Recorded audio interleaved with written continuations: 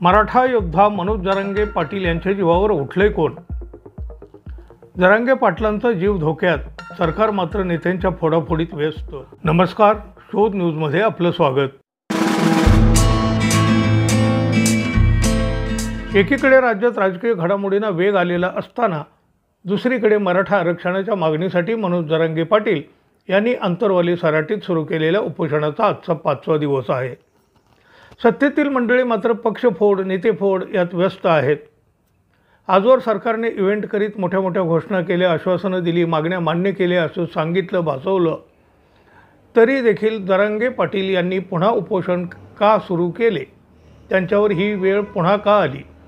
समाजासाठी आपला जीव डावावर लावलेल्या मनोज जरांगे पाटील यांच्या जीवाची काहीही किंमत नाही का?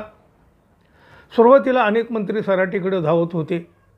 गेल्या 5 दिवसापासून मात्र सत्तेच्या खेळात मंत्र्यांना विसर पडलेला दिसतो.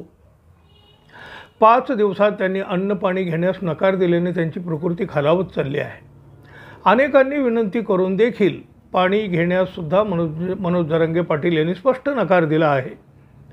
मंगळवारी सकाळपासून जरांगे यांचे हात थरथरू लागले आहेत, बोलण्यात देखील त्रास होऊ लागला आहे. त्यामुळे त्यांची अशी परिस्थिती पाहून त्यांच्या सहकाऱ्यांची चिंता देखील वाढली आहे.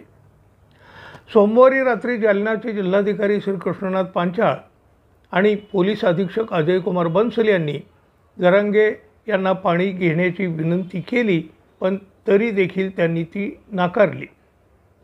सगळे सोयरे अध्यादेशाची अंमलबजावणी होईपर्यंत आपण उपोषण तर सोडणार नाहीच, पण पाणी देखील घेणार नाही, अशी स्पष्ट भूमिका मनोज जरांगे पाटील यांनी घेतली आहे. आता जरांगे यांची प्रकृती आणखी खालावत चालली आहे. त्यांचे जवळचे सहकारी अधिक चिंताग्रस्त होऊ लागले आहेत. मनोज जरांगे पाटील यांचं उपोषण हे जीव घेणे ठरू शकतं असं आता डॉक्टर सांगू लागले आहेत.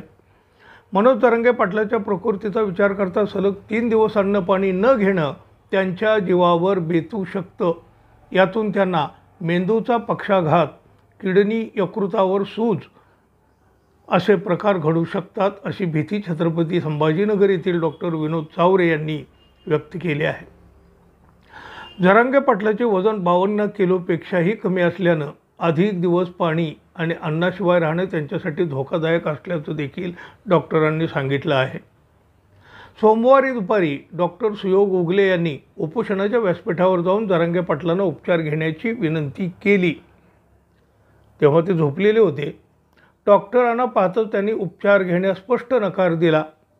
तथापि त्यांच्या प्रकृतीवर लक्ष ठेवण्यासाठी डॉक्टरांची नियुक्ती करण्यात आली आहे. मात्र जरांगे पाटील तपासणीच करून देत नाहीत, त्यामुळे डॉक्टरांची देखील अडचण झाली आहे. मनोज जरांगे पाटील यांनी मराठा आरक्षणासाठी पुन्हा एकदा उपोषण सुरू केलं. त्यांच्या उपोषणाचा हा 5वा दिवस आहे. त्यांची प्रकृती खालावलेली आहे. सरकारी अधिकारी जरांगे पाटलांची भेट घेत आहेत, त्यांना उपोषण मागे घेण्याची विनंती करत आहेत. मात्र जरांगे पाटलांनी उपोषण मागे घेण्यास स्पष्ट नकार देत सरकारला इशारा दिला आहे. गेल्या महिन्यात 26 तारखेला मराठा समाजाला आरक्षण देण्यासाठी शिंदे सरकारनं अधिसूचना काढून कुणबीतील सगळ्या सोयऱ्यांना प्रमाणपत्र देण्याचे आश्वासन दिले होते. मात्र अजून निर्णय झालेला नाही. त्यामुळे जरांगे पाटील संतापलेले आहेत. शिंदे, फडणवीस आणि पवार सरकार काय सरकार चालवत आहेत? सगळ्या सोयऱ्याची अंमलबजावणी, हैदराबाद गॅजेट आणि शिंदे समितीला 1 वर्ष मुदत देत असाल तर इकडं या, असं मनोज जरांगे पाटील म्हणत आहेत. 2 दिवसात अधिवेशन घेणार होते, घेतलं का? डबल रोल करू नका. मराठे काय आहेत ते तुम्ही 15-16 तारखेनंतर बघा.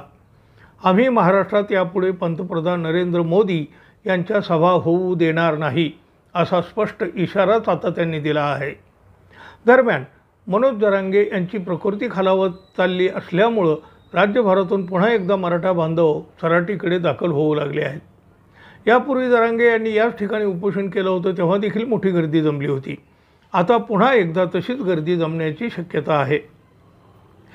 मनोज जरांगे पाटील गेल्या काही दिवसापासून उपोषण करीत आहेत. महाराष्ट्र पिंजून काढला आहे, अगदी मुंबईपर्यंत धडक मारली आहे. या सगळ्याचा परिणाम त्यांच्या शरीरावर झाला आहे.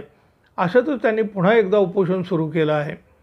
इकडे त्यांची प्रकृती ढासळत आहे, त्यांचा जीव धोक्यात आला आहे आणि तिकडे सत्ताधीश मात्र नेते फोडण्यात दंग आहेत. राज्यसभा निवडणुकीची गणिते करीत आहेत. मराठा समाज हे सगळं पाहत आहे. या बेपर्वाईचा हिशोब तो एक दिवशी नक्की घेणार हे नक्की. पुढे काय व्हायचे ते होईल, पण आधी या मराठा योद्ध्याचा जीव तरी वाचवा.